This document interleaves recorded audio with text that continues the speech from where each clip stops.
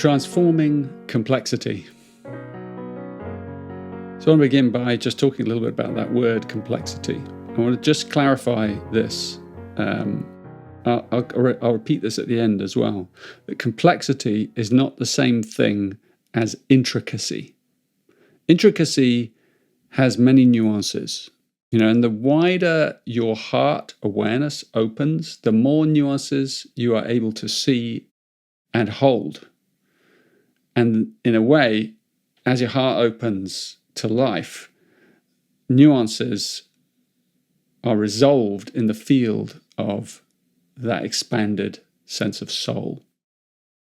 So getting that clear at the beginning. Complexity, we're told, like by the scientists, for example, that the universe seems to have a tendency towards complexity.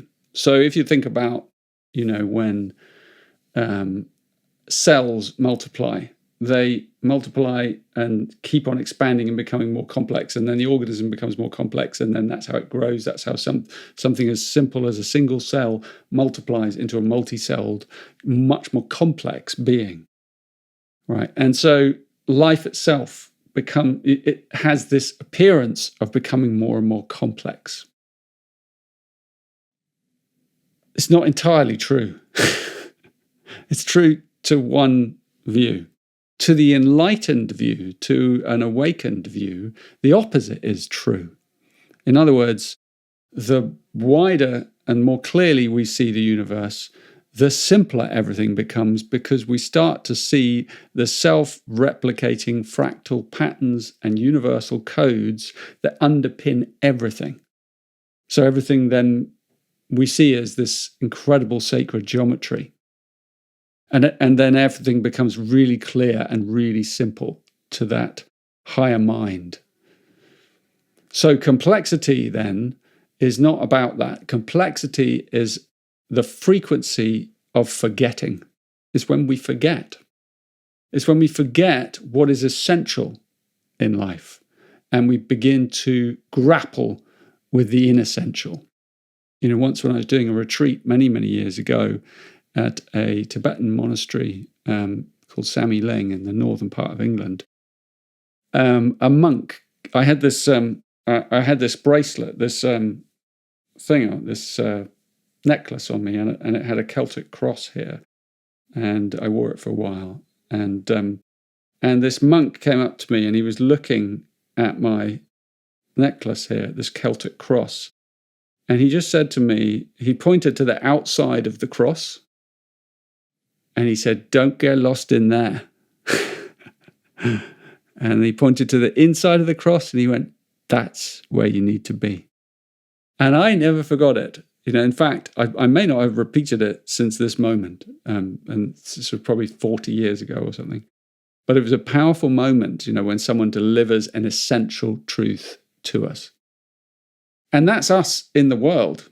Complexity is when we are lost in the drama of phenomena of the world. We just get lost in the drama and we forget coming back to our essence. And so I want to make this transformational understanding practical for you by giving you a practice. And the practice is called pausing. And you may know my work, and so you might already know this. But it's part of the art of contemplation. And contemplation requires that we pause regularly in our everyday life. And what that's doing is that it's creating more awareness of the white canvas behind the painting that is your life. So think about this. Your mind, when you contemplate, I have a practice of contemplation. What you do is it's like meditating with your eyes open. You can have eyes open or closed. Ideally, you have a sky to look at. Ideally. But it could be a wall. And what you do is you sit there and you just, with your eyes open, you see what thoughts are coming across and what feelings are coming across. And it's like your mind is the brush and your feelings are the paint, the colors, all these different colors. And your brush dips itself in the different color paints and starts painting on this screen these feelings and thoughts and ideas. And it's really something when you start to look at your inner world like this. What are you painting today? What's being painted? Does it come out of sex? Does it come out of hunger? Is it greed? Is it desire that's motivating me? You get to see it all playing out, just looking, just holding a space, holding court. It's really powerful and beautiful. And as you do it over time, every day, give yourself some time to do it, and you do it in your pauses, what you see is you become more aware of the canvas behind the paint, because after a while the painting sort of slows down, and some days you get there and there's not actually very much happening, or some days you've done a bit of messy painting and then that fades away, and then suddenly there's this beautiful canvas of the sky or nature, and you begin to see the truth that shines behind phenomena, behind your mind, behind the canvas of your inner being. So you see more and more of the white. And this is why in the Asian arts and the Japanese and Zen schools, they had this beautiful practice of calligraphy, because they got it down to just black and white. They got it down to just like this spontaneous moment of this beautiful shape emerging that had layers of meaning, but it was just this simple shape. And it's called shujan.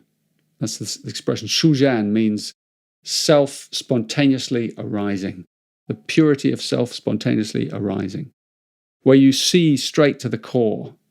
And the clutter begins to tidy itself away. I don't know if you ever saw that film, Mary Poppins film, in the old days, with Julie Andrews, and she snapped her fingers, and this little kid's bedroom all tidied itself away.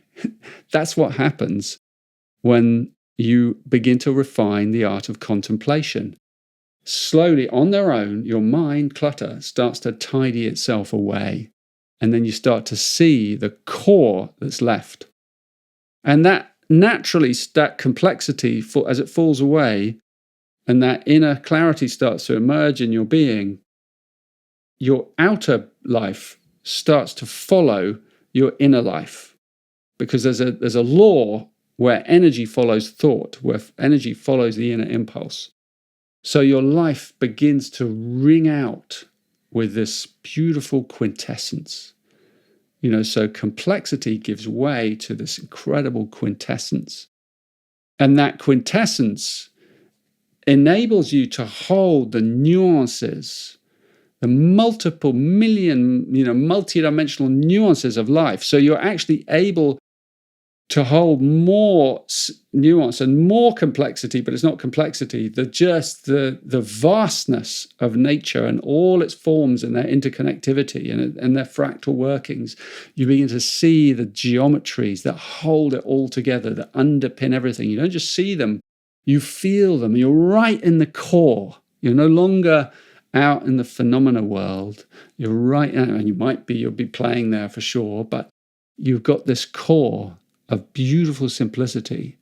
So the most evolved being is the simple, is the one that sees that simple. And this practice is this beautiful heart softening.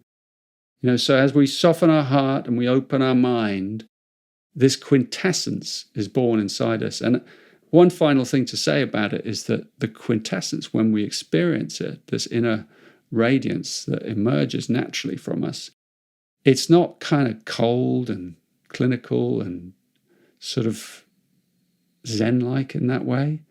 It's filled with juice. It's filled with passion. And that's an amazing realization, that the heart of our being is actually deeply passionate.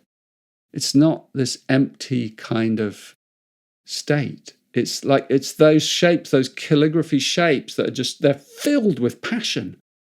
And energy, the energy of the wisdom is warm and beautiful and endless.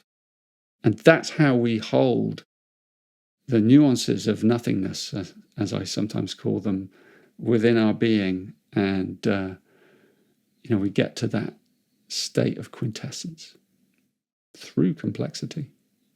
It's where you begin. So think about these things and apply them to your life. And I hope you'll be able to start the art of contemplation if you haven't already. And you can try my little Triple Flame app, which is a wonderful way to begin it and bring it into your life. Have a great time.